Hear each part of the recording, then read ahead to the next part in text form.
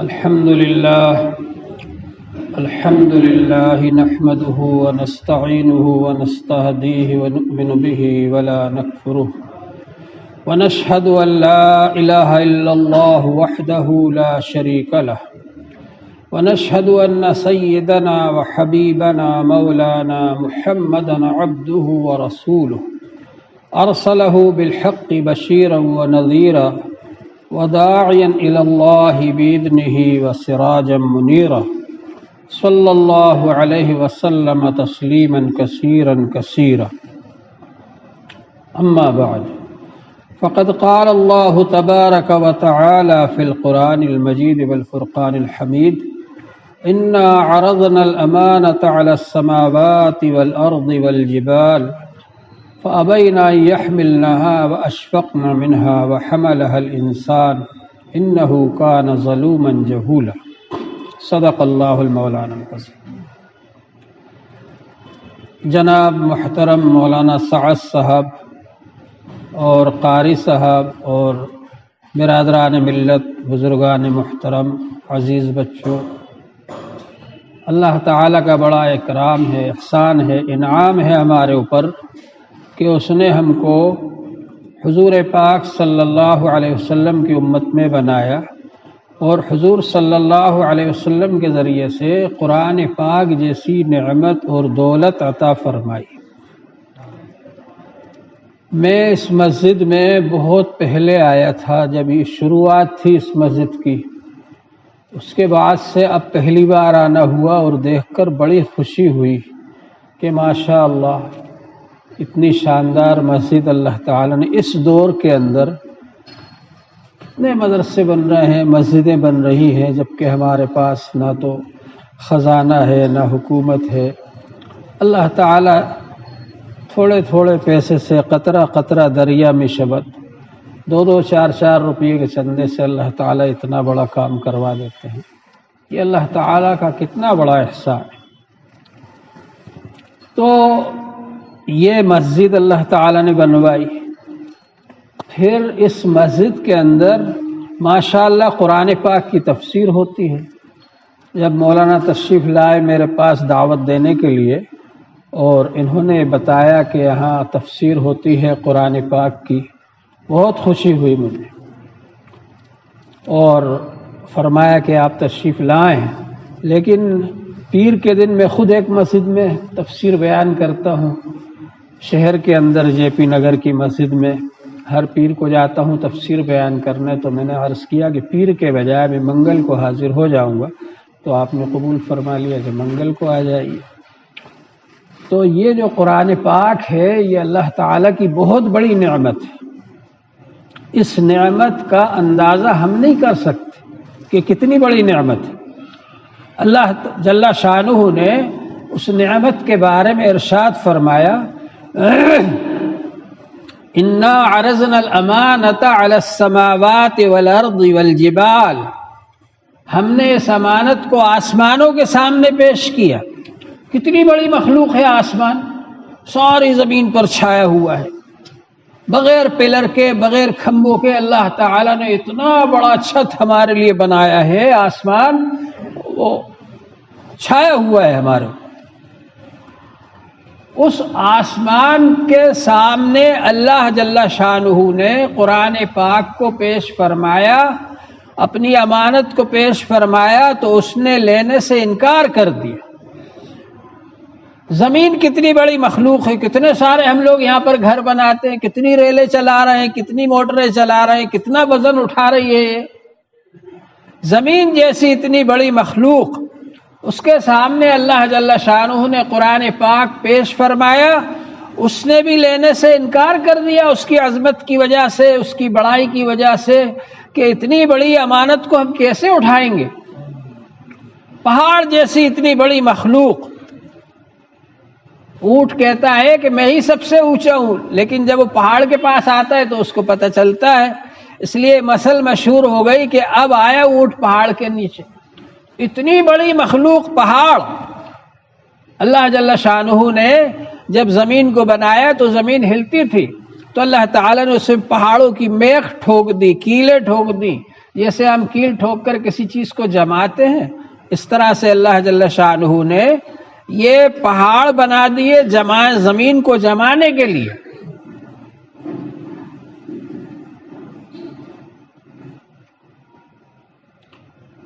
تو اللہ تبارک و تعالی نے ہمارے لیے یہ ساری مخلوق بنائی، زمین بنائی، آسمان بنایا، پہاڑ بنائے انسان کو فائدہ پہنچانے کے لیے۔ پہاڑ جیسی عظیم الشان مخلوق نے بھی اللہ کی امانت کو لینے سے اس کی بڑائی اور عظمت کی وجہ سے انکار کر دیا۔ وَحَمَلَهَا الْإِنسَانُ، اور انسان نے اس امانت کو اٹھا لیا۔ قرآن جیسی عظیم نعمت کو، قرآن جیسی عظیم امانت کو انسان نے اٹھا لیا۔ اِنَّهُ كَانَ ظَلُومًا جَهُولًا، یہ بڑا ہی ظالم اور جاہل ہے۔ اتنی بڑی نعمت پاس ہونے کے باوجود آدمی اس کو نہ پڑھے نہ سمجھے تو اس سے بڑا جاہل اور کون ہوگا؟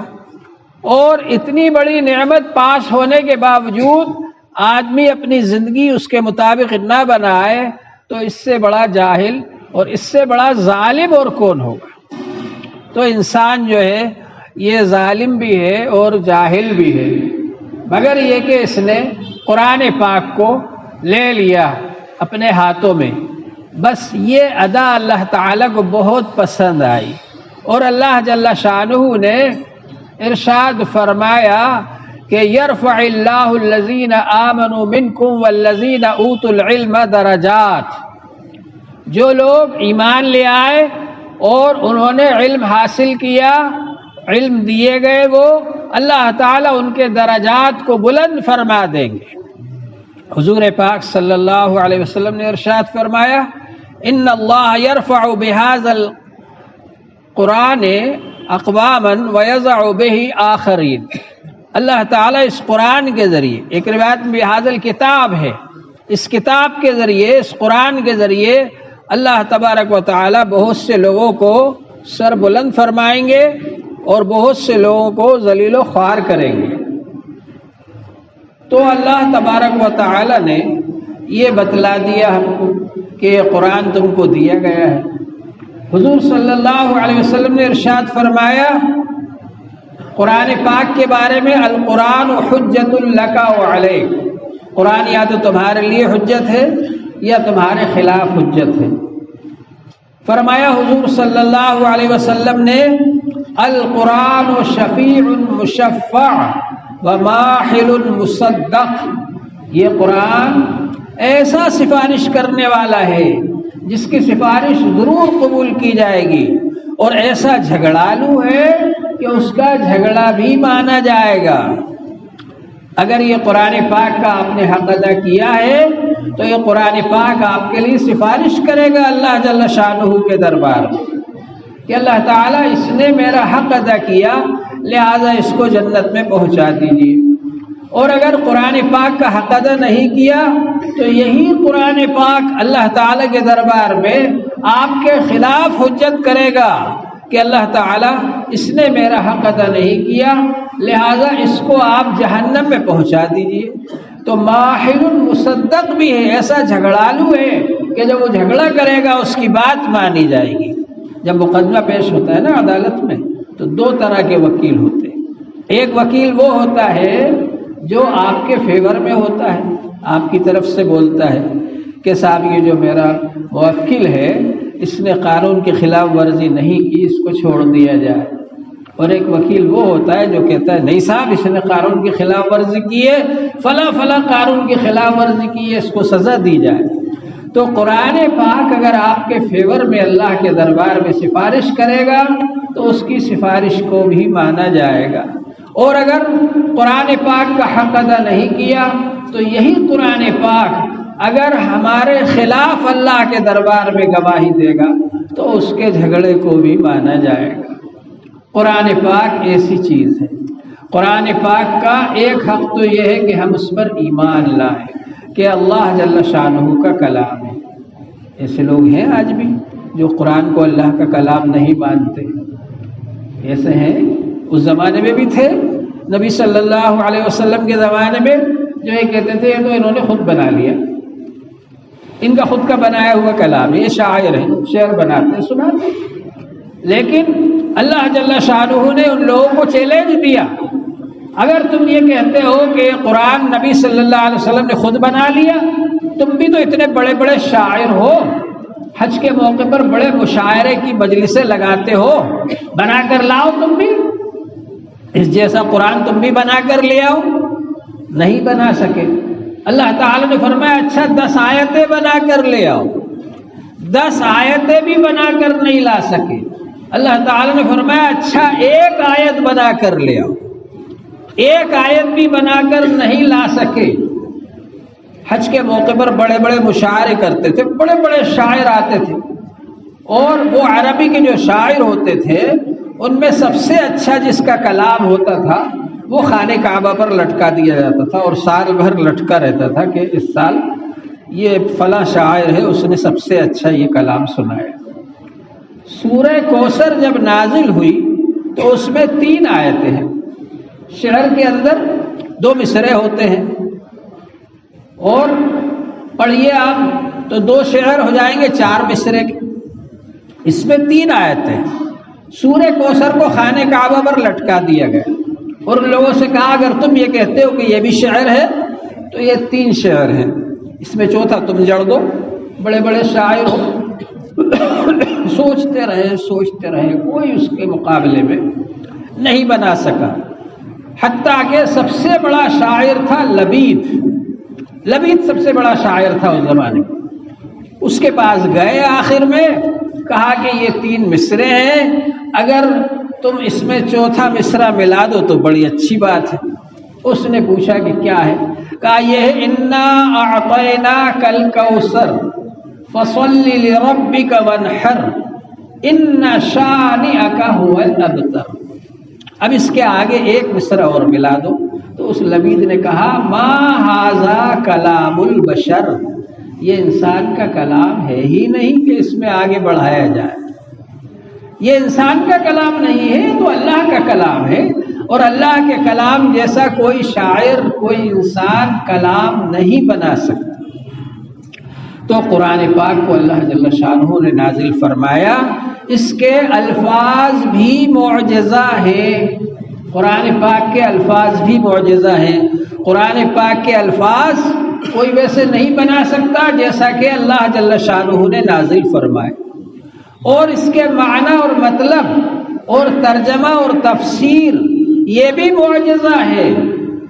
دوسری کوئی زبان ہو، انگریزی ہو اور کوئی زبان ہو، سنسکرت ہو، آپ اس کو لغت دیکھ کر، ڈکشنری دیکھ کر اس کے معنی کو سمجھ سکتے ہیں کہ بھئی وہ ڈکشنری میں یہ معنی لکھے ہوئے ہیں اس لفظ کے، سمجھ لیں گے آپ۔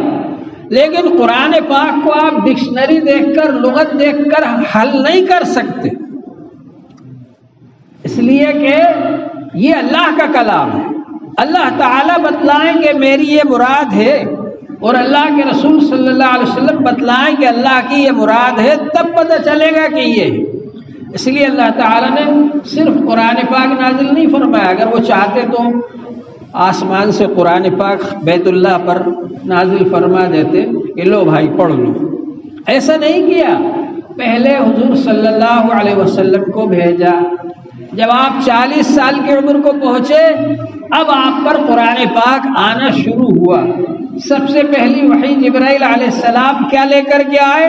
اقرأ بسم ربک الذی خلق خلق الانسان من علق اقرأ وربک الاکرم۔ یہ سورہ اقرأ کی شروع کی 5 آیتیں حضرت جبرائیل علیہ السلام سب سے پہلے وحی میں لے کر کے آئے، جس میں پڑھنے کا حکم ہے۔ وہ عرب لوگ شاعر تو ہوتے تھے بڑے بڑے، لیکن لکھنا پڑھنا نہیں جانتے تھے۔ پورے عرب میں لاکھوں کی آبادی میں کل 16-17 آدمی لکھنا پڑھنا جانتے تھے، اور عرب لوگ جہالت پر فخر کرتے تھے۔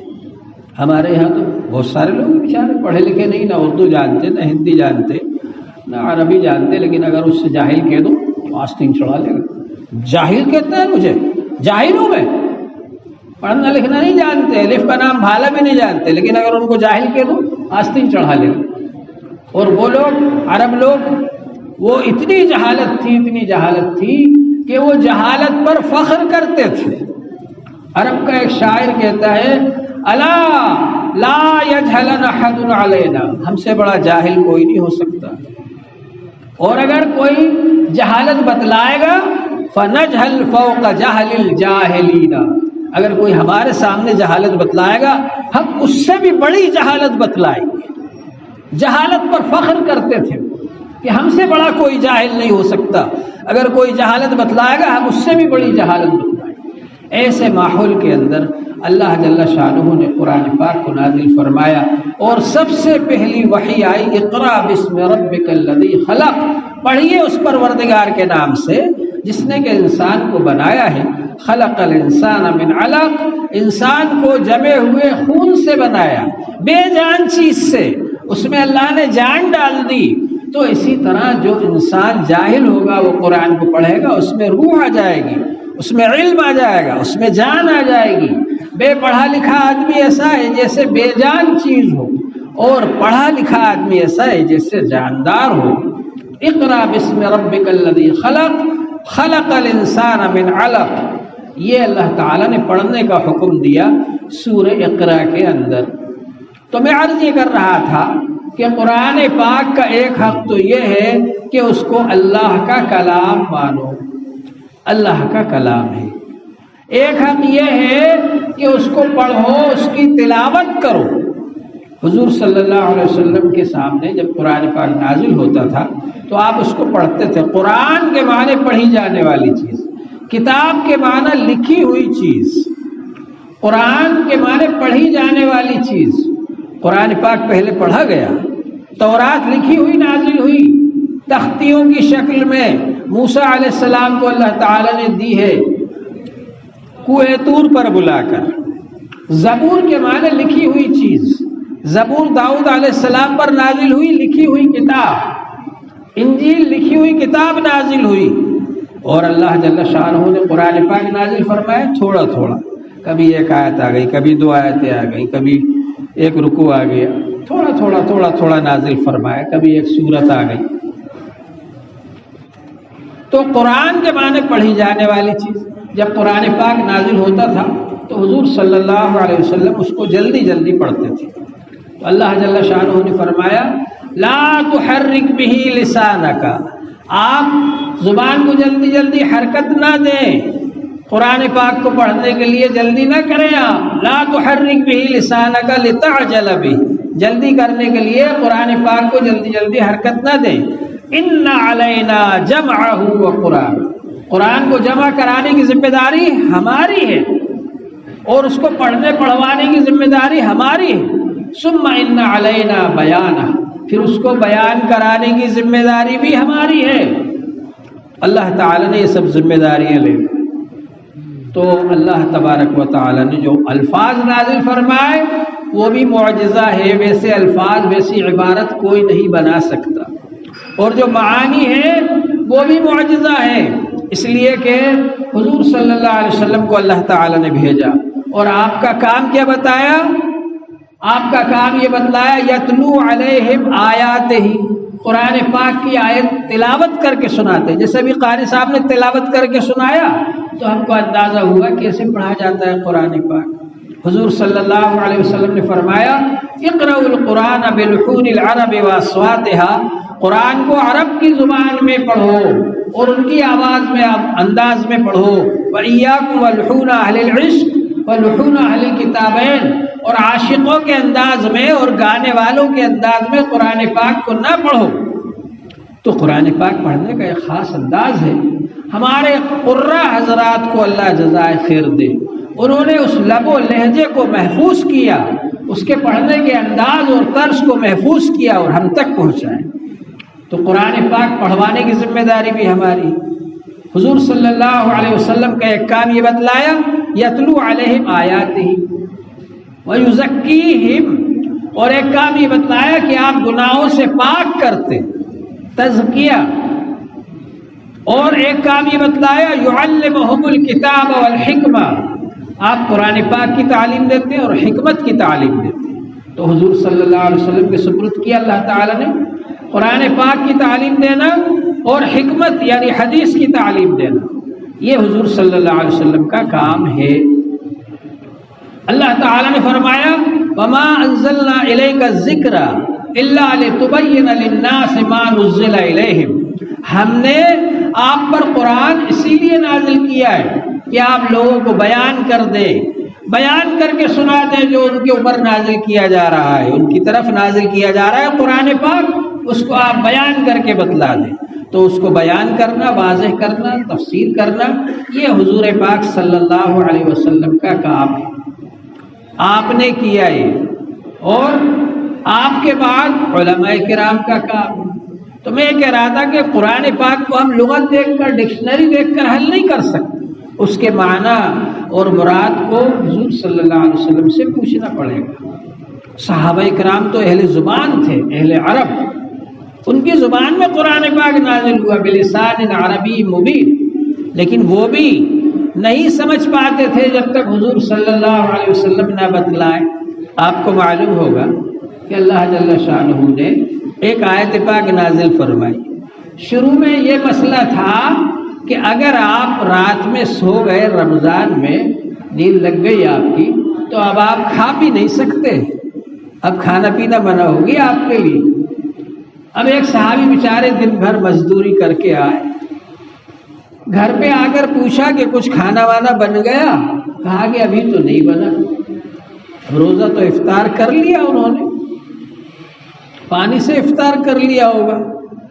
اس زمانے میں افطاری بنانے کا ایسا رواج تو تھا نہیں کہ خون بھر کر افطاری بنائے، ایک کھجور مل گئی افطار ہو گیا، کھجور سے کر لیا ہو، پانی سے کر لیا ہو، بہرحال۔ اور دن بھر کے تھکے آ رہے تھے، نیند لگ گئی، سو گئے۔ اب جب اٹھے تو سونے کے بعد اب کھا نہیں سکتے، اب کھانا بن کر تیار ہو گئے لیکن نہیں کھا سکتے۔ اور صحابہ کرام ایسے تو تھے نہیں کہ وہ روزہ چھوڑ دیتے، ہم لوگ تو بہانے تلاش کرتے روزہ چھوڑنے کے لیے کہ صاحب وہ ہم کیسے روزہ رکھیں، ہم تو یہ کرتے ہیں وہ کرتے ہیں۔ صحابہ کرام تو روزہ نہیں چھوڑتے تھے، دوبارہ پھر مزدوری پر چلے گئے اور روزہ بھی رکھ لیا، اور اتنی زیادہ سخت حالت ہو گئی کہ بے ہوش ہو گئے۔ علاج کیا گیا، ہوش میں آئے، بعد میں حضور صلی اللہ علیہ وسلم کو بتلایا کہ ایسا ایسا واقعہ پیش آیا۔ کیسے تھے صحابہ کرام؟ اللہ تعالیٰ ان کی وجہ سے قرآن پاک پہ آیتیں نازل کر دیتے تھے، ہم سب لوگوں کے لیے آسانی ہو جاتی، امت کے لیے آسانی ہو جاتی۔ تو اللہ تعالیٰ نے فرمایا کلوا واشربوا، اب کھاتے پیتے رہو، کھانے پینے کی اجازت ہو گئی۔ حتی یتبین لکم الخیط الابیض من الخیط الاسود من الفجر، یہاں تک کہ سفید دھاگا اور سیاہ دھاگا ظاہر ہو جائے، اس وقت تک کھاتے پیتے رہو۔ قرآن پاک عربی میں نازل ہو رہا ہے، صحابہ کرام عربی زبان جاننے والے ہیں جی۔ ایک صحابی نے ایک دھاگا سیاہ لیا اور ایک سفید لیا اور تکیے کے نیچے رکھ لیا اور کھاتے رہے سحری، جب تک صاف صاف نظر نہیں آئے دونوں دھاگے، اس وقت تک کھاتے رہے۔ لیکن صحابہ کرام کا یہ تھا کہ یا تو کام کرنے سے پہلے حضور صلی اللہ علیہ وسلم سے پوچھتے تھے کہ یہ کام کیسے کریں، یا اگر کام کر لیا تو بعد میں آ کر پوچھتے تھے کہ حضور ہم نے یہ کام کر لیا اس طریقے سے، یہ کیسا ہوا، جائز ہوا ناجائز ہوا، کیسا ہوا؟ تو انہوں نے آ کر حضور صلی اللہ علیہ وسلم سے عرض کیا کہ اللہ کے رسول، آپ نے جو قرآن پاک کی آیت سنائی اس پر میں نے اس طرح عمل کیا کہ ایک دھاگا سفید ایک دھاگا سیاہ میں نے رکھ لیا تکیے کے نیچے اور سحری کھاتا رہا جب تک دونوں صاف صاف نظر نہیں آئے۔ تو حضور پاک صلی اللہ علیہ وسلم نے فرمایا اوہو، تمہارا تکیہ اتنا بڑا ہے کہ اس میں سفید دھاگا اور سیاہ دھاگا سما گئے۔ ارے سفید دھاگے سے مراد صبح صادق ہے اور سیاہ دھاگے سے مراد رات ہے، کالی رات، رات کا اندھیرا، کہ جب رات کا اندھیرا چھٹ جائے اور سفید دھاگا یعنی صبح صادق ظاہر ہو جائے اس وقت تک کھا سکتے ہو۔ تو صاحب زبان تھے، وہ زبان جانتے تھے عربی، لیکن اس آیت کا مطلب نہیں سمجھ پائے جب تک کہ اللہ کے رسول صلی اللہ علیہ وسلم نے نہیں بتلایا۔ تو قرآن پاک کے معنی اور مطلب اور ترجمہ اور تفسیر کو بھی ہر کوئی آدمی نہیں بتلا سکتا، علماء سے پوچھنا پڑے گا۔ ان العلماء ورثۃ الانبیاء وان الانبیاء لم یورثوا دینارا ولا درہما وانما ورثوا العلم۔ علماء کرام انبیاء علیہ السلام کے وارث ہیں، اور انبیاء علیہ السلام روپیے پیسے کا وارث نہیں بناتے، وہ تو علم کا وارث بناتے ہیں۔ تو یہ علم کا وارث بنایا اللہ تعالیٰ نے علماء کرام، اور ہم کو جوڑا علماء کرام سے کہ ان سے ترجمہ سیکھو، تفسیر سیکھو، بیان کریں گے حضور صلی اللہ علیہ وسلم، اور بیان کریں گے صحابہ کرام اور تابعین اور تبع تابعین، اور ان کے بعد علماء کرام، اور ان سے ترجمہ اور تفسیر تم کو سیکھنا ہے اور اس کے مطابق عمل کرنا ہے۔ قرآن پاک کا ایک حق یہ ہے کہ اس پر ایمان لائے، قرآن پاک کا ایک حق یہ ہے کہ اس کی تلاوت کرے۔ حضرت شیخ الحدیث مولانا زکریا صاحب رحمۃ اللہ علیہ بہت بڑے بزرگ تھے، ہم نے ان کو دیکھا ہے، ان کی مجلس میں شریک ہوئے ہیں اور ان سے بیعت ہوئے، ان سے مرید ہوئے۔ اللہ تعالیٰ نے بڑا احسان فرمایا کہ ان کی زیارت کی توفیق عطا فرمائی۔ حضرت شیخ نے فضائل قرآن میں لکھا ہے ہر مسلمان کو کم سے کم 5 سپارہ روزانہ تلاوت کرنا چاہیے۔ قرآن پاک کا ایک حق یہ ہے کہ ہم اس کی تلاوت کریں۔ ہم لوگوں نے قرآن پاک کو جزدان میں بند کر کے الماری کے اندر رکھ دیا۔ اب جب کسی کا انتقال ہو جائے گا تو اعلان ہوگا کہ صاحب فلاں صاحب کا انتقال ہو گیا، اب ان کے لیے قرآن خوانی ہوگی۔ اب لوگ مسجد میں آ گئے، قرآن پاک پڑھ رہے، ثواب پہنچا دیا، اور پھر اس کے بعد میں اندر رکھ دیا اس کو الماری کے اندر جزدان میں بند کر کے۔ ارے بھائی، اس کا ہم انکار نہیں کرتے کہ ثواب پہنچانے سے بھی فائدہ ہوتا ہے مردوں کو، اور مردے کہتے ہیں اگر کوئی قل هو اللہ پڑھ کر بھی ثواب پہنچاتا ہے تو پہاڑ کے برابر اجر و ثواب ملتا ہے، ثواب پہنچتا ہے، اس کا ہم انکار نہیں کرتے۔ لیکن قرآن پاک تو اصل میں زندوں کے لیے نازل ہوا ہے، اس لیے نازل ہوا ہے کہ ہم اپنی زندگی قرآن پاک کی روشنی میں گزاریں۔ اس لیے نازل نہیں ہوا کہ قرآن پاک کو اندر رکھ دیا اور ہم جو چاہیں کرتے پھریں دنیا میں، ایسا نہیں۔ قرآن پاک کی روشنی میں ہم کو عمل کرنا ہے، اپنی زندگی گزارنا ہے، اس لیے قرآن پاک نازل ہوا۔ اور وہ کب ہوگا؟ جب ہم سمجھیں گے قرآن پاک۔ سمجھتے نہیں، وہ سمجھیں گے کب؟ سمجھیں گے اس وقت جب کہ ہم علماء کے پاس بیٹھیں۔ تو قرآن پاک کا ایک حق یہ ہے کہ ہم اس کی تلاوت کریں، اور ایک حق یہ ہے کہ ہم قرآن پاک کو سمجھیں۔ یہیں بھوپال میں ایک مسجد ہے، ہمارے ایک دوست ہیں وہاں پر ذمہ دار، ایک بار انہوں نے مجھ سے کہا صاحب آپ تشریف لے آئیے، ہم نے ایک پروگرام رکھا ہے، محلے والوں کی سب کی دعوت ہے ہماری طرف سے، اور آپ تشریف لے آئیے، بیان کر دیجیے گا قرآن پاک کی فضیلت۔ میں چلا گیا وہاں، تو انہوں نے بتلایا کہ یہ دونوں آدمی بوڑھے بوڑھے آدمی یہ مسجد کے باہر بیٹھے رہتے تھے، پٹلے پر باتیں کرتے رہتے تھے۔ ہم نے ان سے کہا بھائی آپ مسجد کے اندر آ جایا کرو، باہر تو بیٹھتے ہی وقت تو ہے ہی آپ کے پاس، اندر آ جاؤ اور امام صاحب سے تھوڑا تھوڑا قرآن پاک پڑھ لیا کرو، ایک ایک آیت، دو آیت، آسانی سے جتنی یاد کر سکو۔ کہا کہ ان دونوں نے ہماری بات مان لی اور دونوں نے قرآن پاک پڑھ لیا، ان کا قرآن پاک ختم ہو گیا، اس کی خوشی میں ہم نے یہ دعوت رکھی۔ تو اگر آدمی ٹھان لے کہ مجھے قرآن پاک پڑھنا ہے، ایک ایک آیت بھی اگر آپ نے روزانہ سیکھی حافظ صاحب سے، قاری صاحب سے، امام صاحب سے، تو انشاءاللہ ایک دن آپ قرآن پاک کی تلاوت کرنے والے ہوں گے۔ قرآن پاک کا ایک حق یہ ہے کہ اس کی تلاوت کریں، اور ایک حق یہ ہے کہ اس کو سمجھیں کہ اس میں کیا لکھا ہے۔ ابھی ایک پروگرام تھا، ایک بچہ حافظ ہوا، اس کا نشرہ تھا ابھی 2-4 دن پہلے، تو وہاں میں نے یہ کہا کہ بھائی قرآن پاک کے حافظ ہو گئے، بہت اچھی بات ہے، بڑی خوشخبری ہے قرآن پاک کے حافظوں کے لیے اور ان کے والدین کے لیے۔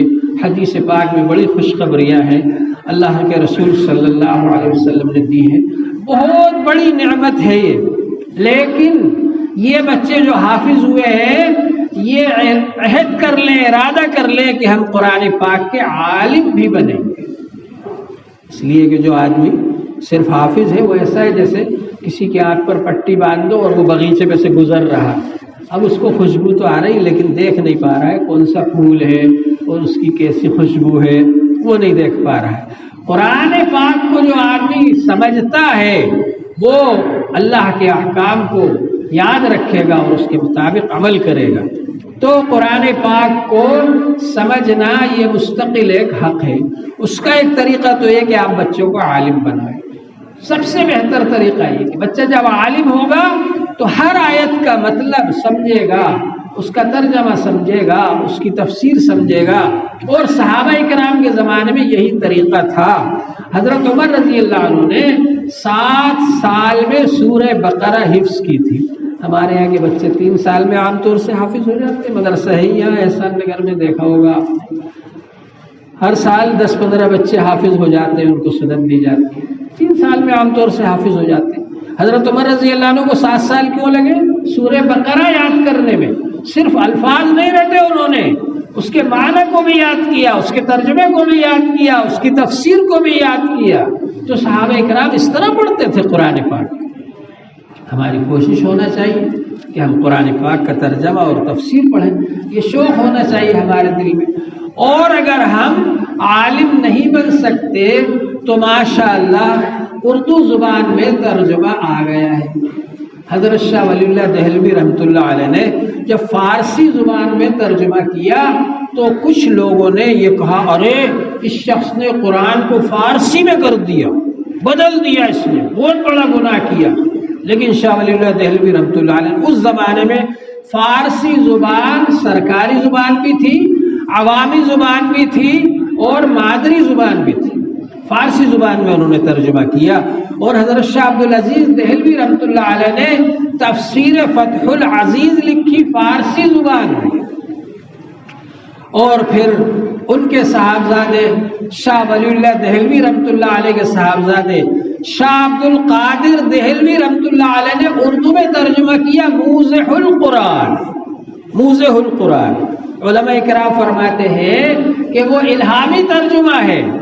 بعض علماء نے فرمایا کہ اگر قرآن پاک اردو میں نازل ہوتا تو ویسا ہی نازل ہوتا جیسا شاہ عبد القادر دہلوی رحمۃ اللہ علیہ نے لکھا اردو ترجمہ۔ اور اس کے بعد ان کے بھائی شاہ رفیع الدین دہلوی رحمۃ اللہ علیہ نے اس لفظی ترجمے کو تھوڑا محاورے میں کر دیا۔ پھر حضرت تھانوی رحمۃ اللہ علیہ نے محاورے کا ترجمہ فرمایا، اور اس کے علاوہ تفسیر لکھی بیان القرآن۔ حضرت تھانوی رحمۃ اللہ علیہ نے بیان القرآن اردو میں تفسیر لکھی۔ حضرت علامہ انور شاہ کشمیری رحمۃ اللہ علیہ جو کہ شیخ الحدیث تھے دارالعلوم دیوبند کے، اور بڑا زبردست حافظہ تھا ان کا، ایک بار وہ اگر کوئی کتاب دیکھ لیتے تھے سرسری نظر سے تو فرماتے تھے مجھے 10 سال تک یاد رہتی ہے وہ، اور اگر غور سے دیکھ لیں تو زندگی بھر یاد رہتی ہے۔ اس زمانے میں دارالعلوم دیوبند کے کتب خانے میں 1.25 لاکھ کتابیں تھیں۔ فرماتے تھے خدا نخواستہ اگر یہ کتب خانہ ضائع ہو جائے تو ہر کتاب ویسی کی ویسی لکھوا دوں گا۔ اتنے بڑے عالم تھے۔ علامہ انور شاہ کشمیری رحمۃ اللہ علیہ نے جب پہلی بار بیان القرآن دیکھا تو ایک ہی بیٹھک پہ پورا بیان القرآن پڑھ ڈالا، اور یہ فرمایا ابھی تک میں یہ سمجھتا تھا کہ اردو زبان میں قرآن پاک کی تفسیر نہیں ہو سکتی، لیکن بیان القرآن پڑھنے کے بعد میری رائے بدل گئی کہ اردو زبان میں بھی قرآن پاک کی تفسیر ہو سکتی ہے۔ لیکن بیان القرآن جو ہے وہ علماء کرام کے لیے ہے، اس کے الفاظ کو سمجھنا ہر ایک کے بس کی بات نہیں ہے۔ اس لیے حضرت مفتی شفیع صاحب رحمۃ اللہ علیہ، اللہ ان کو جزائے خیر عطا فرمائے، انہوں نے نہ صرف یہ کہ بیان قرآن کو آسان کیا بلکہ قرآن پاک سے جو مسائل نکلتے ہیں ان کو بھی بیان فرمایا، اور 8 جلدوں میں تفسیر معارف القرآن لکھی اور بہت آسان زبان میں لکھی۔ یہ وہ تفسیر ہے جس کو وہ ریڈیو اسٹیشن پاکستان پر بیان فرمایا کرتے تھے، پھر دھیرے دھیرے اس کو انہوں نے کتابی شکل میں چھاپ دیا۔ بڑی شاندار تفسیر ہے معارف القرآن۔ تو اگر آپ اردو جانتے ہیں اور پڑھ سکتے ہیں تو پڑھیے، اور سب سے اچھا تو یہ کہ ہمارے علماء کرام جو ہیں ان کے پاس آ کر بیٹھیے اور ان سے تفسیر سنیے، آپ ترجمہ سنیے۔ جب ہم دیوبند سے آ رہے تھے تو ہمارے استاد حضرت مفتی سعید احمد صاحب پالنپوری رحمت اللہ علیہ نے فرمایا تھا، جہاں بھی رہو تم، کتنی جہالت ہو، کتنی گمراہی ہو، ایک کونے میں بیٹھ کر اگر تم نے قرآن پاک کا ترجمہ سنانا شروع کر دیا، انشاءاللہ سارا اندھیرا سب ختم ہو جائے گا، گمراہی ختم ہو جائے گی۔ اس لیے جہاں بھی رہو قرآن پاک کا ترجمہ سنا دیا کرنا۔ چنانچہ الحمدللہ میں نے ایک دور پیر گیٹ پر مسجد سبزی فروشان میں ماشاءاللہ 4 سال میں ایک دور سنایا، پھر ایک دور مسجد منشی حسین خان لال مسجد میں جہاں پہلے ہمارا مدرسہ تھا وہاں 4 سال میں ایک دور سنایا، شروع سے آخر تک تفسیر سنائی، لوگوں کو ترجمہ سنایا، اور اب ہفتے واری مجلس وہاں چل رہی ہے جے پی نگر میں۔ تو بڑے خوش قسمت ہیں آپ حضرات کہ آپ کو ماشاءاللہ مولانا سعد صاحب جیسے آدمی مل گئے قرآن پاک کی تفسیر سنانے کے لیے۔ تو میں کہہ رہا تھا کہ قرآن پاک کا ایک حق یہ ہے کہ اس کا ترجمہ اور تفسیر کو سنا جائے، سمجھا جائے اس کو کہ اس میں کیا ہے، اور قرآن پاک کا ایک حق یہ ہے کہ اس کے مطابق عمل کیا جائے، کہ قرآن پاک میں اللہ نے ہم کو جو احکام دیے ہیں اسی کے مطابق ہم زندگی گزاریں گے۔ یہ سب قرآن پاک کے ہمارے اوپر حق ہے، اور اگر یہ حق ہم نے ادا نہیں کیے تو القرآن حجت لک و علیک، یہ قرآن پاک تمہارے لیے حجت ہے یا تمہارے خلاف حجت ہے۔ اس لیے قرآن پاک کا ہم کو حق ادا کرنا چاہیے۔ اور ہم لوگ یہ کہتے رہتے ہیں کہ صاحب گناہگار ہیں تو کیا ہوا، حضور صلی اللہ علیہ وسلم سفارش کر دیں گے اور جنت میں چلے جائیں گے، لیکن اللہ تعالی نے فرمایا ہے وَقَالَ الرَّسُولُ رب ان قوم اتخذوا هذا القرآن مہجورا۔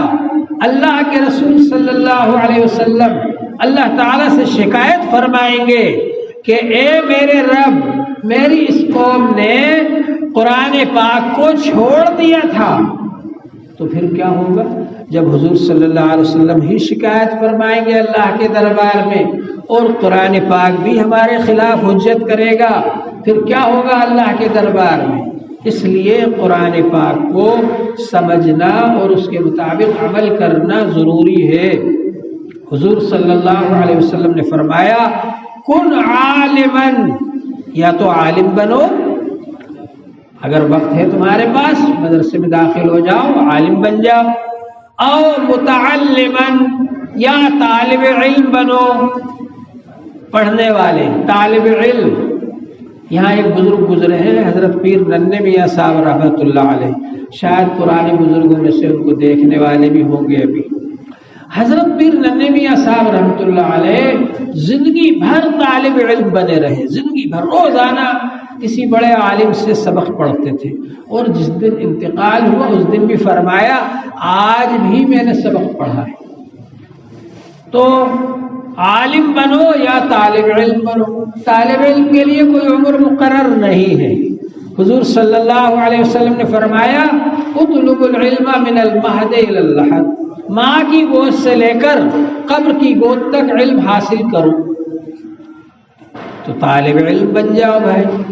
میں جب ترجمہ والی مسجد میں تھا پڑھاتا تھا وہاں، تو اس زمانے میں دادا اور پوتے دونوں ایک ساتھ داخل تھے، وہ پڑھتے تھے، دادا بھی داخل تھے پڑھتے تھے وہاں، اور پوتا بھی داخل تھا ان کا، دونوں پڑھتے تھے۔ عمر کی کوئی قید نہیں ہے پڑھنے کے لیے، کبھی بھی پڑھ سکتے ہیں۔ اور مستمعاً، اگر طالب علم ہی نہیں بن سکتے تو پھر سننے والے بن جاؤ، کہ جب یہ اعلان ہو جائے کہ پیچھے کے مدرسے سے آ گئے آپ کو کچھ سنانے کے لیے تو یہاں بیٹھ جایا کرو سننے کے لیے۔ مستمعاً، سننے والے بن جاؤ۔ آدمی پہلے سنتا ہے پھر عمل کرتا ہے، بچہ پہلے سنتا ہے پھر بولتا ہے۔ اگر بچہ نہ سنے تو بولے گا نہیں۔ کچھ لوگوں نے اس کا تجربہ کیا، بچوں کو بالکل الگ رکھا پیدا ہونے کے بعد کہ ان کے کان میں کوئی آواز نہ پڑے، تو وہ بچے بول ہی نہیں پائے بڑے ہونے کے بعد، کیونکہ قاعدہ یہ کہ بچہ پہلے سنتا ہے پھر بولتا ہے۔ اب ہمارے یہاں اسلام میں کیا حکم ہے؟ سب سے پہلی آواز بچے کے کان میں اذان کی جانا چاہیے، اللہ کی بڑائی، اللہ کی بڑائی کی آواز اس کے کان میں سب سے پہلے جائے، دائیں کان میں اذان اور بائیں کان میں اقامت کہی جائے، تو سننے والے بن جاؤ، جب سنانے کے لیے آیا کریں تو سن لیا کرو۔ او محبن، اب سننے کا بھی وقت نہیں ہے صاحب، آج ہی کوئی ارجنٹ کام آ گیا مجھے، اس لیے سننے کا موقع نہیں ملا، تو کہتے ہیں کہ محبت رکھنے والے بنو، علماء سے محبت رکھنے والے بنو۔ حدیث پاک ہے ابن ماجہ کے اندر، حضور صلی اللہ علیہ وسلم نے فرمایا اگر کسی نے وضو کا لوٹا بھی بھر کر دیا ہوگا تو وہ وہاں کہے گا ارے خواہ میں نے آپ کو وضو کا لوٹا بھر کے دیا تھا، میری سفارش کر دو اللہ کے دربار میں، ایسے بھی سفارش ہو جائے گی۔ اور علماء کی سفارش کا تو الگ سے ذکر ہے، ایک حافظ 10 ایسے آدمیوں کو اپنے خاندان کے جنت میں لے کر جائے گا سفارش کر کے، جن کے لیے جہنم کا فیصلہ ہو چکا ہوگا، اور ایک عالم کتنوں کو لے جائے گا اس کی کوئی تعداد مقرر نہیں۔ حضور پاک صلی اللہ علیہ وسلم نے فرمایا یشفع یوم القیامت ثلاثۃ الانبیاء ثم الشہداء ثم العلماء، اللہ کے دربار میں 3 قسم کے لوگ سفارش کریں گے، انبیاء علیہ السلام، شہداء کرام اور علماء کرام، اور کتنوں کی سفارش کریں گے اس کی کوئی تعداد مقرر نہیں۔ علماء نے لکھا ہے کہ ایک عالم کی بات پر جتنے لوگوں نے عمل کیا ہوگا ان سب کی وہ سفارش کر کے جنت میں لے جائے، کتنی بڑی خوشخبری۔ تو علماء سے اگر محبت رکھی، تعلق رکھا، تو یہ تعلق وہاں کام آئے گا، آخرت میں جنت میں بھی کام آئے گا۔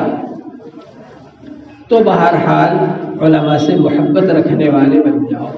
اور اس کے بعد فرمایا حضور صلی اللہ علیہ وسلم نے وَلَا تَكُنْ خَامِسًا وَإِلَّا فَتُهْلَكَ، 5 میں نہ بننا ورنہ ہلاک کر دیے جاؤ گے۔ 5واں کون ہوگا؟ جو عیب تلاش کرے اماموں کے، مؤذنوں کے، علماء کے۔ کچھ لوگ ایسے بھی تو ہوتے ہیں نا، دوسروں کے عیب تلاش کرتے پھرتے، علماء کے بھی عیب تلاش کرتے، کیڑے نکالتے پھرتے۔ موجودہ زمانے میں بڑا مسئلہ ہے قرآن پاک پر عمل کرنا۔ خود نیک بن جاؤ تو کوئی حرج نہیں، اچھا آدمی ہے، نماز پڑھتا ہے، روزہ رکھتا ہے، زکوٰۃ دیتا ہے، لیکن جب آپ دوسرے کو دعوت دو گے کہ بھئی آپ بھی نیک کام کرو، جب آپ نے کوشش کی دوسرے کو نیک بنانے کی، تو اب وہ آدمی آپ کے پیچھے پڑ گیا، ارے میاں ہم کو دعوت دیتے ہو، تم تو اتنے 3 چلے بھی لگا کے آ گئے اور ابھی تک بھی فجر کی پابندی نہیں کرتے، ہم کو دعوت دیتے ہو۔ تو آپ خود نیک بن جائیں تو کوئی حرج نہیں، لیکن دوسرے کو جہاں دعوت دی تو دوسرے لوگ پیچھے پڑ جاتے آپ کے عیبوں کو تلاش کرنے کے لیے۔ اور علماء کا کام تو ہے ہی یہ، علماء کا تو یہی کام ہے کہ وہ قرآن پاک سنائے، حدیث پاک سنائے، اور امر بالمعروف کرے، بھلائی کا حکم کرے، اور نہی عن المنکر کرے، برائی سے روکے۔ اگر کوئی عالم ایسا کرتا ہے تو لوگ اس کے پیچھے پڑ جاتے ہیں، ارے صاحب ان میں تو یہ خرابی ہے اور یہ خرابی اور یہ خرابی اور یہ خرابی، سینکڑوں خرابی کیڑے نکالیں گے علماء کے اندر۔ خود اپنے آپ کو اچھا سمجھیں گے۔ موجودہ زمانے کے اندر ایک یہ عام رواج ہو گیا ہے، کسی خاص آدمی کے بارے میں نہیں کہہ رہا ہوں، عام رواج ہے، جہاں بھی چلے جاؤ ہر جگہ یہ حال ہے کہ دوسروں میں عیب نکالیں گے اور خود اپنے آپ کو اچھا سمجھیں گے۔ اور صحابہ کرام کا کیا حال تھا؟ اپنی فکر کرتے تھے، اپنے بارے میں فکر کرتے تھے کہ میرے اندر تو یہ عیب نہیں ہے، میرے اندر تو یہ خرابی نہیں ہے۔ اگر ہر آدمی اپنی فکر کرنے لگے پورا معاشرہ صحیح ہو جائے۔ آج موجودہ وقت میں افسوس کی بات یہ ہے کہ ہم لوگ دوسروں کی فکر کرتے ہیں کہ صاحب وہ کیوں اچھا کام نہیں کر رہا، میں چاہے جو کرتا رہوں، میں تو ہوں ہی دودھ کا دھلا ہوا، وہ فلاں آدمی ایسا ہے، خراب ہے۔ اپنی فکر کرے۔ اگر ہر آدمی اپنی فکر کرنے لگے تو سارا معاشرہ، سارا سماج صحیح ہو جائے، معاشرے کی اصلاح ہو جائے۔ معاشرے کی اصلاح ایسے نہیں ہوتی کہ ایئر کنڈیشن جگہوں پر بیٹھ کر کے اور خوب بناؤ سنگار کر کے سجے ہوئے جلسوں میں بیٹھ کر کے اور اصلاح معاشرہ کی تقریریں کی جائیں، اس سے نہیں ہوتی اصلاح۔ اصلاح ایسے ہوتی ہے ہر آدمی اپنی فکر کرے اور کسی ایک بزرگ سے تعلق جوڑ لے بیعت کا، اصلاح کا، اور ان کو اپنے حال بتاتا رہے کہ حضرت مجھے نماز میں وسوسے آتے ہیں، حضرت مجھے یہ ہوتا ہے، حضرت مجھے وہ ہوتا ہے، پھر وہ اس کی اصلاح کرتے رہے، ان کو اپنا پیر مان لے، اپنا بزرگ مان لے اور اصلاح کروائے۔ یہ جو میں نے پڑھا نا، یتلو علیہم آیاتہ، حضور صلی اللہ علیہ وسلم کا ایک کام کیا ہے، قرآن پاک کی آیتیں تلاوت کر کے سناتے ہیں، وَيُزَكِّيهِمْ، اور تزکیہ کرتے ہیں۔ یہ کہیں پر کسی آیت میں تزکیہ پہلے آیا اور یعلمہم الکتاب والحکمت بعد میں آیا، تعلیم دیتے ہیں کتاب کی، قرآن کی اور حکمت کی، حدیث کی، یہ بعد میں آیا، اور کہیں کسی آیت میں پہلے آیا اور یزکیہم بعد میں آیا۔ جب قرآن اور حدیث پڑھو گے تو تزکیہ ہوگا، گناہ چھوٹ جائیں گے، اچھائی آ جائیں گی۔ کیسے ہو گئے؟ قرآن پاک سے اور حدیث پاک سے ہوگا۔ اور کیونکہ اصل مقصد پڑھنے پڑھانے کا، قرآن اور حدیث کا اصل مقصد تزکیہ ہے، اس لیے کسی آیت میں یزکیہم پہلے آیا کہ حضور صلی اللہ علیہ وسلم کا کام یہ ہے کہ گناہوں سے پاک کرتے ہیں، تزکیہ فرماتے ہیں حضور صلی اللہ علیہ وسلم۔ یہ تزکیہ ہم نے چھوڑ ہی دیا۔ ہمارے بزرگوں نے دونوں چیزیں ایک ساتھ رکھی، علم اور ذکر۔ علم بھی حاصل کرو اور ذکر بھی کرو۔ ذکر سے کیا ہوگا؟ تزکیہ ہوگا، اللہ کی محبت دل میں پیدا ہوگی، اللہ کا نور دل میں آئے گا، اللہ سے تعلق بڑھے گا، اللہ کا خوف آئے گا دل میں، گناہ چھوڑنے کی عادت ہو جائے گی، گناہوں سے بچنے والا بن جائے گا آدمی۔ یہ ہے تزکیہ۔ تزکیہ کرنے کے لیے بزرگوں سے تعلق جوڑنا پڑتا ہے۔ یہ تینوں چیزیں ساتھ چلتی ہیں۔ کچھ لوگوں نے سمجھ لیا صرف ایک کام دعوت و تبلیغ، کچھ لوگوں نے سمجھ لیا صرف مدرسہ، کچھ لوگوں نے سمجھ لیا صرف خانقاہ۔ تینوں چیزوں کا جوڑ ہے۔ صحابہ کرام نے دعوت و تبلیغ کا کام بھی کیا، جہاد کیا، جہاد کے ذریعے دعوت و تبلیغ کا کام کیا، اور اس کے ساتھ میں قرآن پاک کی تعلیم حاصل کی۔ صحابہ باری لگاتے تھے، آج ہم دکان پر بیٹھیں گے تم حضور کے پاس بیٹھو، کل تم دکان پر بیٹھنا ہم حضور کے پاس بیٹھیں گے۔ پھر یہ نہیں کہ جو تم نے پڑھ لیا وہ تم رکھو، ایسا نہیں، جو تم نے پڑھ لیا وہ تم ہمیں سکھا دو، جو ہم نے پڑھ لیا وہ ہم تمہیں سکھا دیں۔ باری مقرر کر رکھی تھی، اور آج ہم لوگوں کو فرصت ہی نہیں۔ تو علم بھی حاصل کیا صحابہ کرام نے، دعوت و تبلیغ کا کام بھی کیا اور تزکیہ بھی کیا، اللہ کا ذکر بھی کرتے تھے۔ یہ تینوں چیزوں کو جوڑ کر چلے۔ بعد والے زمانے کے اندر بڑی بڑی کتابیں حدیث کی لکھی گئی، علم کا دور تھا، بڑے بڑے علماء، لیکن انہوں نے بھی تینوں چیزوں کو جوڑا۔ جہاد بھی کیا انہوں نے، اور تعلیم کا کام بھی کیا، اور تزکیہ بھی کیا۔ اور اس کے بعد اولیاء اللہ کا زمانہ آیا۔ اولیاء اللہ کے زمانے میں بڑے بڑے اولیاء کرام پیدا ہوئے، لیکن جتنے ولی ہوئے زیادہ تر 99% اولیاء کرام پہلے حافظ ہوئے، پھر عالم ہوئے، پھر اس کے بعد ولی بنے۔ حضرت خواجہ اجمیری رحمۃ اللہ علیہ پہلے حافظ ہوئے، پھر عالم ہوئے، پھر ولی بنے۔ شیخ عبد القادر جیلانی رحمۃ اللہ علیہ پہلے حافظ ہوئے، پھر عالم ہوئے، پھر ولی بنے۔ خواجہ اجمیری رحمۃ اللہ علیہ کے شیخ حضرت خواجہ عثمان ہارونی رحمۃ اللہ علیہ اتنے بڑے شیخ الحدیث تھے کہ ان کو 4 لاکھ حدیثیں زبانی یاد تھیں۔ 4 لاکھ حدیثیں اس وقت بڑے سے بڑے شیخ الحدیث کو بھی یاد نہیں ہوتی۔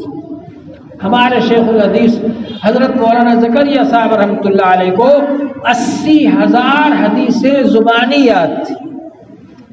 شیخ الحدیث حضرت علامہ رفیق احمد صاحب کو 4,000 حدیثیں زبانی یاد تھی۔ اب ہم لوگ تو 40 حدیثیں بھی یاد نہیں کرتے۔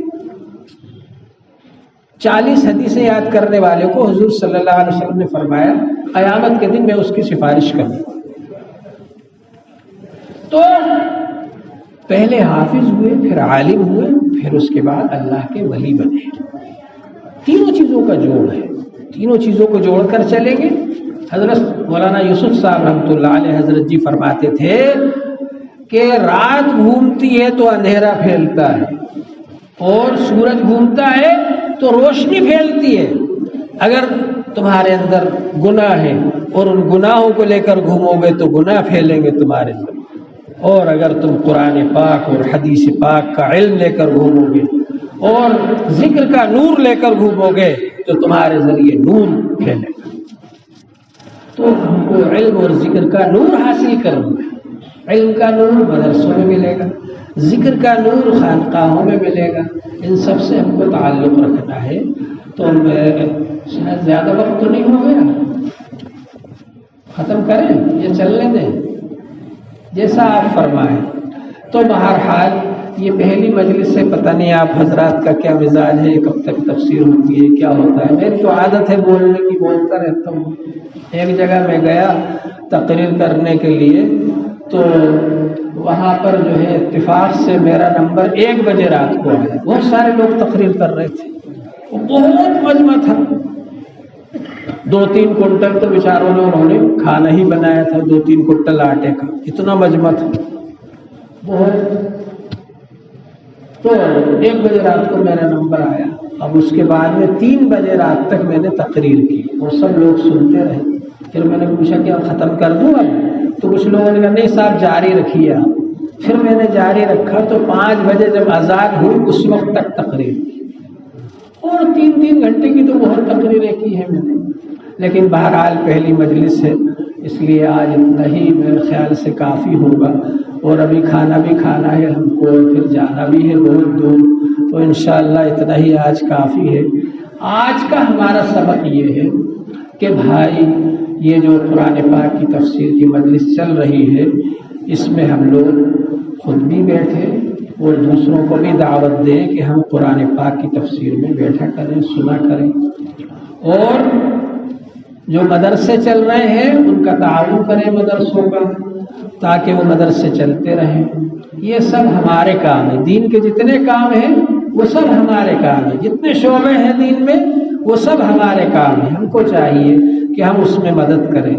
اور اگر ہم عالم نہیں بن سکتے, طالب علم نہیں بن سکتے, سننے والے نہیں بن سکتے, تو علماء سے محبت رکھنے والے بنے. اور حضور صلی اللہ علیہ وسلم نے فرمایا وَلَا تَكُنْ خَامِسًا, 5 میں نہ بننا, وَإِلَّا فَتُهْلَكْ, ورنہ ہلاک کر دیے جاؤ. موجودہ زمانے میں جو امت پر پریشانیاں آ رہی ہیں اس کی ایک خاص وجہ یہ ہے کہ امت نے قرآن پاک کو چھوڑ دیا, اور اس امانت کی ناقدری کی, اس کی وجہ سے ہمارے اوپر ساری پریشانی آ رہی ہے. قرآن پاک ہماری زندگیوں میں زندہ رہنا چاہیے. حضرت عائشہ رضی اللہ عنہ سے کسی نے, صحابہ کرام نے پوچھا کہ حضور کے اخلاق کیا تھے, تو انہوں نے کہا کان خلقہ القرآن, حضور کے اخلاق قرآن تھے. حضور چلتا پھرتا قرآن تھے, مجسم قرآن تھے. تو قرآن پاک ہماری زندگیوں میں زندہ رہنا چاہیے کہ ہم چلتا پھرتا قرآن بنے, یہ ضروری ہے ہمارے لیے. اور جو ہم نے اسلام کو اور قرآن پاک کو صرف کتابوں تک محدود کر دیا, اس کا نتیجہ ہے کہ اب غیر لوگ ہمارے بارے میں یہ سوچنے لگے کہ ان کو پلٹ دیا جائے.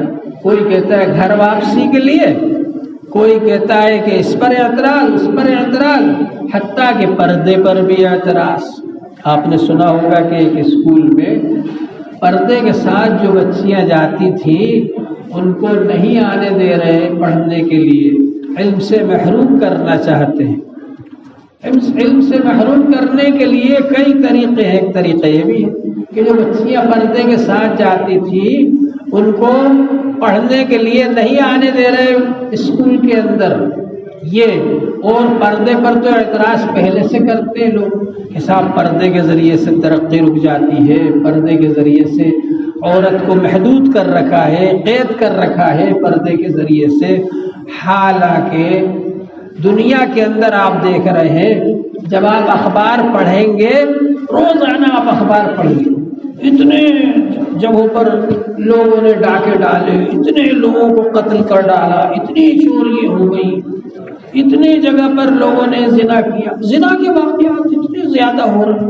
کوئی ایک واقعہ ہوتا ہے, نربھیا کا واقعہ ہوا، سارے لوگ دہلی میں اکٹھے ہو کر احتجاج کرنے لگے، بہت غلط ہوا، بہت برا ہوا، یہ قانون بناؤ، وہ بناؤ، اور اس کے بعد قانون بن بھی جائے تو اس پر عمل کہاں کرتے لوگ؟ قانون سے ڈرتے نہیں۔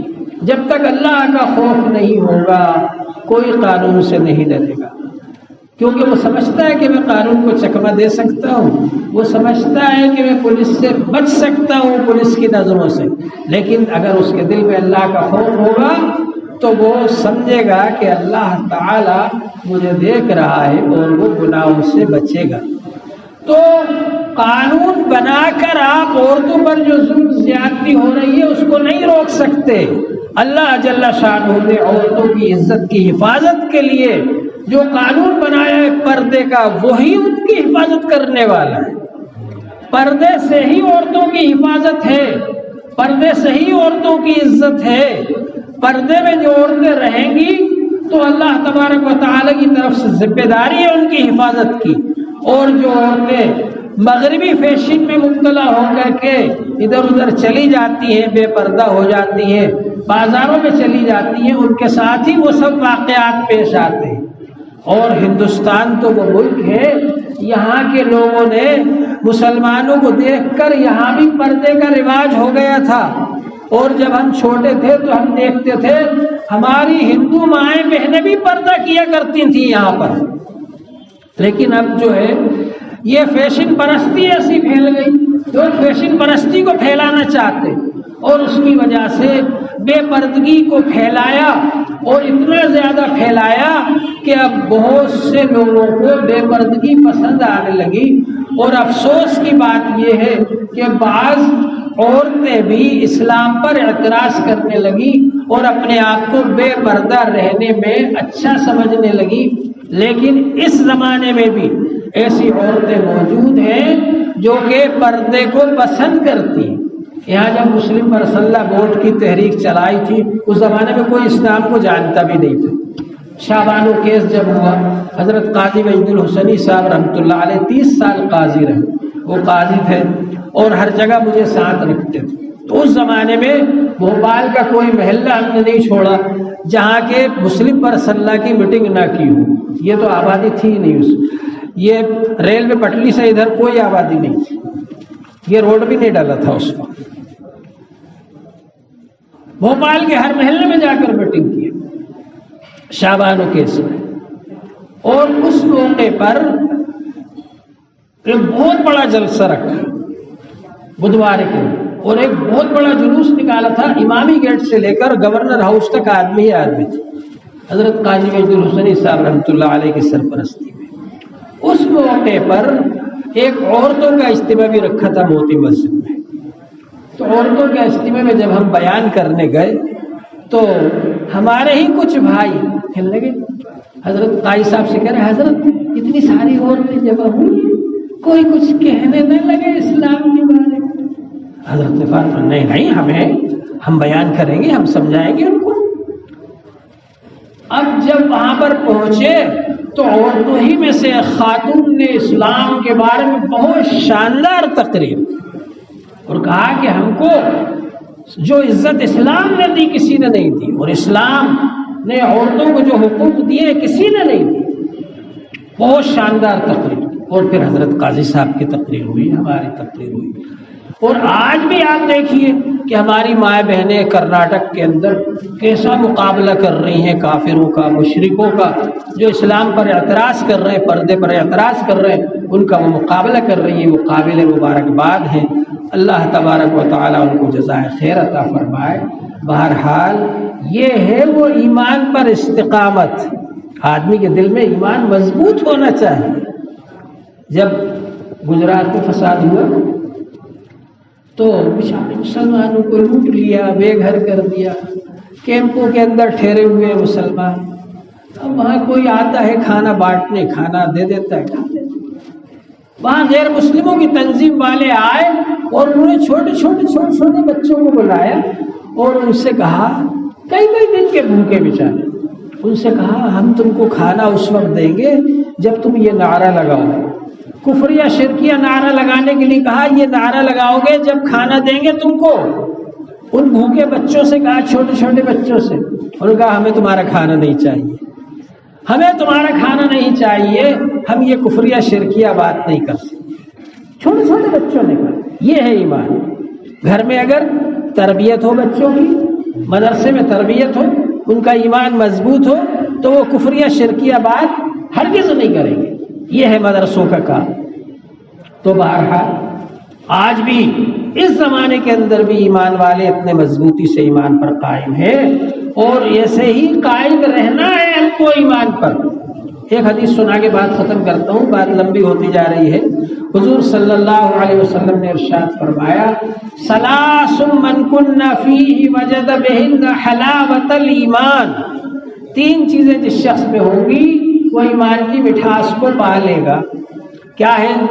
من کان اللہ ورسولہ احب الیہ مما سواہما، اللہ سے اور اس کے رسول صلی اللہ علیہ وسلم سے ایسی محبت ہو، کسی سے ایسی محبت نہ ہو۔ یہ کب پتہ چلتا ہے؟ امتحان کے وقت۔ ایک طرف اللہ کی محبت، ایک طرف غیر اللہ کی محبت، ایک طرف تو اللہ کا حکم ہے اور ایک طرف گھر والے اور برادری والے کہہ رہے نہیں صاحب شادی میں یہ رسم تو کرنی ہی پڑے گی، یہ تو پرانی چلی آ رہی ہے جی۔ ایک طرف اللہ کا حکم ہے، ایک طرف حضور صلی اللہ علیہ وسلم کا طریقہ ہے۔ اب ہوتا ہے امتحان، تب پتہ چلتا ہے آپ کے دل میں کس کی محبت زیادہ ہے۔ اللہ سے اور اس کے رسول صلی اللہ علیہ وسلم سے ایسی محبت ہو کہ کسی سے ویسی محبت نہ ہو۔ ایک بات، من یحب المرء لا یحبہ الا للہ، جس آدمی سے آپ محبت کریں خالص اللہ کے لیے کریں۔ جی میں نے آپ کو چائے پلائی، آپ نے بھی پلا دی، یہ کیا ہے؟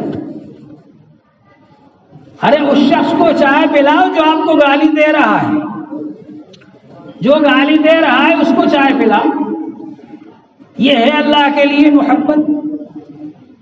تو جو شخص خالص اللہ کے لیے کسی سے محبت رکھے، دوستی رکھے، وہ محبت دوستی یہاں بھی قائم رہے گی اور آخرت میں بھی قائم رہے گی۔ مجھے آپ سے 100 روپے لینا ہے، روزانہ آ کے سلام کر رہا ہوں، السلام علیکم صاحب، السلام علیکم، مل گئے 100 روپے، ایسا قائم ہوا کہ پھر آیا ہی نہیں۔ اور اگر آپ نے منع کر دیا نہیں صاحب میرے پاس نہیں ہے پیسے، تب بھی غائب ہو گیا۔ یہ ہے غرض والی محبت، اور خالص اللہ کے لیے جو محبت ہوتی ہے وہ قائم رہتی ہے ہمیشہ۔ آپ سے مجھے کوئی فائدہ ہو یا نہ ہو، لیکن میں اللہ کے لیے آپ سے دوستی رکھتا ہوں۔ تیسری چیز ہے من یکرہ ان یعود فی الکفر کما یکرہ ان یلقا فی النار، کفر کی بات کرنا، کفر کا کام کرنا اتنا ناپسند ہو، اتنا ناپسند ہو جیسا کہ آگ میں ڈالا جانا ناپسند ہے۔ آپ ایک انگلی آگ میں نہیں ڈال سکتے، پورا اگر آگ میں ڈال دیا جائے گا تو کیا ہوگا؟ اور یہ جو آگ ہے دنیا کی، یہ 70 درجے کم ہے جہنم کی آگ سے، اور جہنم کی آگ اس سے 70 درجے زیادہ ہے۔ تو کیا حال ہوگا آدمی کا اس وقت جب اس کو وہاں جہنم میں ڈالا جائے گا؟ تو آدمی کو کفر کا کام کرنا اور کفر کی بات کرنا اتنی ناپسند ہو، اتنا ناگوار ہو جیسا کہ آگ میں ڈالا جانا ناپسند ہے۔ یہ تین چیزیں جس شخص میں ہوں گی تو وہ ایمان کی مٹھاس کو پا لے گا۔ اللہ تعالی ہم سب کو ایمان پر مضبوطی سے قائم رہنے کی توفیق عطا فرمائے، اور ہمارے مولانا سعد صاحب نے جو یہ مجلس قائم فرمائی، اللہ تعالی ان کو جزائے خیر عطا فرمائے۔ ختم کریں؟ اللهم صل على سيدنا حبيبنا مولانا محمد وعلى آله وأصحابه أجمعين۔ الحمد لله رب العالمين، والصلاة والسلام على سيد المرسلين وعلى آله وأصحابه أجمعين۔ اللهم صل على محمد وعلى آل محمد كما تحب وترضى عدد ما تحب وترضى اللهم وارض عنا وعن جميع أمة محمد صلى الله عليه وسلم. اللهم اغفر لأمة سيدنا محمد صلى الله عليه وسلم. اللهم انصر أمة سيدنا محمد صلى الله عليه وسلم. اللهم انصر الإسلام والمسلمين. اللهم أعز الإسلام والمسلمين. اللهم أعل كلمة الإسلام والمسلمين. اللهم وفقنا لما تحب وترضى واجعل آخرتنا خيرا من الأولى. اللهم نور قلوبنا بنور الإيمان. اللهم نور قلوبنا بنور القرآن. اللهم نور قلوبنا بنور العرفان. اللهم يا مصرف القلوب صرف قلوبنا إلى طاعتك. اللهم يا مقلب القلوب ثبت قلوبنا على دينك. اللهم يا أرحم الراحمين ارحمنا وإن لم ترحمنا فمن يرحمنا. اللهم لا تسلط علينا من لا يرحمنا. اللهم أعنا على ذكرك وشكرك وحسن عبادتك. اللهم آت نفوسنا تقواها وزكها أنت خير من زكاها أنت وليها ومولاها. یا ارحم الراحمین ہماری خطاؤں کو معاف فرما، ہمارے گناہوں کو معاف فرما، ہماری لغزشوں کو معاف فرما، ہماری کوتاہیوں کو معاف فرما. یا ارحم الراحمین ہماری کوتاہیوں کو معاف فرما. یا ارحم الراحمین ہم سب کو قرآن و سنت سیکھنے کی، سکھانے کی، اس کے مطابق عمل کرنے کی توفیق عطا فرما. قرآن و سنت کے انوار سے ہمارے دلوں کو منور فرما. قرآن و سنت کے اخلاق سے ہماری زندگیوں کو مزین فرما.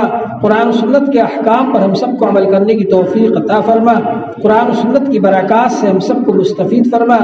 یا ارحم الراحمین ہماری عمروں میں خیر و برکت عطا فرما، ہمارے رزقوں میں خیر و برکت عطا فرما، ہماری آل اولاد میں خیر و برکت عطا فرما. یا ارحم الراحمین جو بیمار ہیں ان کو شفا عطا فرما، جو قرض دار ہیں ان کے قرضوں کی ادائیگی فرما، جو بے گناہ قید ہیں ان کو رہائی عطا فرما، جو ناجائز مقدمات ماخوذ ہیں ان کو اس سے خلاصی عطا فرما. یا ارحم الراحمین اس مبارک مجلس کو اپنے فضل و کرم سے قبول فرما. یا ارحم الراحمین یہاں جو مدرسہ چلتا ہے اس کو بھی قبول فرما. یہاں جو مولانا تفسیر بیان کرتے ہیں اس مجلس کو بھی قبول فرما. ہم سب کے نیک مقاصد میں کامیابی عطا فرما. یا ارحم الراحمین اپنا کرم فرما، جو دینی مدارس چل رہے ہیں ان میں کامیابی اور ترقی عطا فرما. یا ارحم الراحمین وقت آخر پوری امت محمدیہ کی حفاظت فرما، ہر قسم کے شرور و فتن سے محفوظ فرما، ہر قسم کی گمراہیوں سے حفاظت فرما، ہر قسم کی شرارتوں سے حفاظت فرما. وقت آخر ایمان پر خاتمہ فرما، سکرات الموت میں آسانی فرما، عذاب قبر سے حفاظت فرما، کل صراط سے گزرنا آسان فرما. حضور صلی اللہ علیہ وسلم کی شفاعت نصیب فرما. حضور صلی اللہ علیہ وسلم کے ساتھ جنت میں داخلہ نصیب فرما. حضور صلی اللہ علیہ وسلم کے ساتھ جنت میں رہنا نصیب فرما. حضور صلی اللہ علیہ وسلم کے طفیل میں ہماری دعاؤں کو قبول فرما. سبحان ربک رب العزت عما یصفون وسلام علی المرسلین والحمد للہ رب العالمین برحمتک یا